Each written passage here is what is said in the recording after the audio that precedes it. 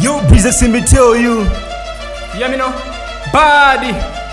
Ha, radating. Uyu ndikabeko machabe matama paine sakufika paine sakuyamba sono zizuzika ngati juice mu October alibeka likoseko mabize kuzipopa ali nditi mbasha less than 10 palibe yosangalasa yotengaso mtima ili ndi luso silililila kukhwima zikumukanika koma kukula mtima Sina mwati ndani Elobize, fana wa pumbwe, ndaonela fesi Fana wa mpemba, we got no face Papiti ndizi kwanje, so side kesi Makosana, tonde sabulani Ititi nditiana, tikuchedwe sani Ndakupika, ndakuika pampani Kuhimba samatele, ama kuko chandani Ugwira banjikazi Freshken alipompo Usho wa banje J2 alipompo Ino ni ntawi yanga yodi undive kuwawa Undiva kuwawa ngatwavuza wakumwezi Makosana, mwandipasa papunga Ndili ndichisime ukhoza kumatunga Zomwe ukuimbazi apa sisi kusunga Bombo krat, bombo uli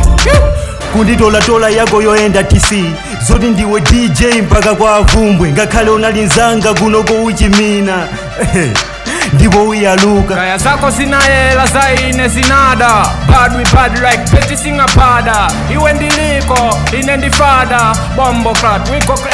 pada njila kunjila ndimalumila kunjila ine ndiuopya ngati njoka ya chilele usampeza mkazi wakonda pasatelele akapanda kundiona akuposa mabingu hey, achibale palamwa kupakale chifukwa ndikatupa ndufuna ndikomole tawi njokokela sindikokela chibale ukamandituluka ndikutuluke kaye ndaona malapa zambiri walibe mifuti nanga bwanji ndikapasaundi manja saku ndiwombela inde ndine fono geto koma ndimaziwagiza anditalikile makaposa taflo ngati awa makosana ndisaname uku ndigwesa mphayi profeti Habakuku kwanalosela za imfayi za moyo zinayi zimaima yanga mbali gemu ya zibambo osati ya chemwali aiwe kutalika ngati ogulisa mandasi mu ndege